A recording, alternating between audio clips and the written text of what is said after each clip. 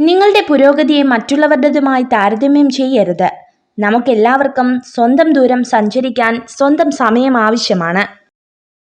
നിങ്ങൾ ദിവസവും ചെയ്യുന്ന ഏതെങ്കിലും ഒരു പ്രവൃത്തിയിൽ മാറ്റം വരുത്താതെ നിങ്ങളുടെ ജീവിതത്തിൽ ഒരു മാറ്റം വരുത്തുക അസാധ്യമാണ്.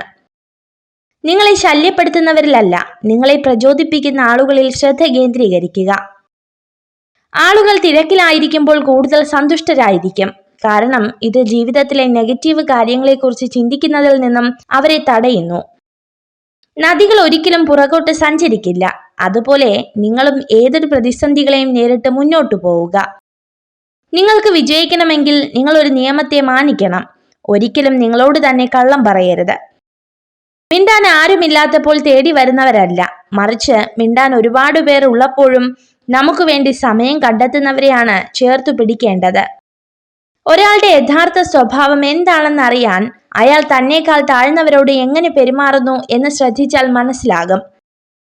മനസ്സിലാവേണ്ട കാര്യങ്ങൾ മനസ്സിലാവേണ്ട സമയത്ത് മനസ്സിലാവില്ല. പിന്നെ മനസ്സിലായി തുടങ്ങുമ്പോഴേക്കും ഒരുപാട് വൈകിപ്പോകും. അതാണ് ജീവിതം. മനസ്സിലാക്കാത്തവരുടെ മുന്നിൽ ഒരിക്കലും ദുഃഖം എന്ന പുസ്തകം തുറക്കരുത്. കാരണം പരിഹാസം എന്ന അർത്ഥമേ ആ വരികൾക്കുണ്ടാകൂ. നിങ്ങൾ ജീവിതത്തിൽ വിജയിക്കണമെങ്കിൽ തീർച്ചയായും പാലിക്കേണ്ട ഒരു നിയമമാണ് ഇനി പറയുന്നത്. നിങ്ങൾ നിങ്ങളോട് തന്നെ ഒരിക്കലും കള്ളം പറയരുത്. നിങ്ങൾ മറ്റുള്ളവരെ അളക്കാൻ ഉപയോഗിക്കുന്ന അതേ അളവുകൾ കൊണ്ട് തന്നെ മറ്റുള്ളവർ നിങ്ങളെയും അളക്കുമെന്ന് ഓർക്കുക. എപ്പോഴും എല്ലാവർക്കും നന്മ മാത്രം ചെയ്യുക. ജീവിതം ചിലപ്പോൾ കരയിലേക്ക് അടിച്ചു കയറിയ കടൽ തിരമാല പോലെയാണ്. ചിലപ്പോൾ ചിരിപ്പിക്കും, ചിലപ്പോൾ വേദനിപ്പിക്കും, മറ്റു ചിലപ്പോൾ നമ്മെ ഒരുപാട് ചിന്തിപ്പിക്കും. ചില സമയങ്ങളിൽ ദൈവം മനഃപൂർവ്വം നമ്മെ ബുദ്ധിമുട്ടുള്ള സാഹചര്യങ്ങളിൽ നടത്തുന്നു. അതുവഴി നമ്മൾ അന്ധമായി വിശ്വസിക്കുന്ന ആളുകളുടെ മുഖത്ത് മുഖംമൂടി കാണാൻ കഴിയും.